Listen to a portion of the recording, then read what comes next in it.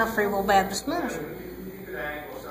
The men in my mother's family all made Free Will Baptist preachers, all except my granddaddy, and he was a musician. Anyway, I have always known about the Lord. From my earliest memories, I would have dreams both of me marrying a preacher and me being a preacher. Now, I didn't know what to do with me being a preacher, but because I was raised Baptist, so I didn't really know what to do about that. But I would have, and earliest baby pictures of me, there are baby pictures of me like this, and they say I look like a preacher. Now, for the branch of the Baptist church that I was raised in to say that a baby girl looked like a preacher, that has to be a sign of the Lord, I'll tell you.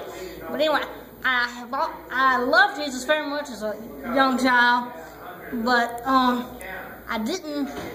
trusted my mom's faith, and I didn't actually go far. I'm very sure I didn't actually go forward professing publicly until I was 18. There was a brief period of rebellion, like from the time I was 16 to 18.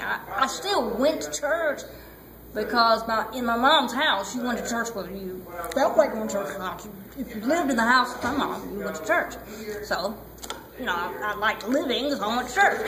And at 18, I would call it rededicated, but that's when I actually got saved. I actually surrendered it all to the Lord and got saved at age 18.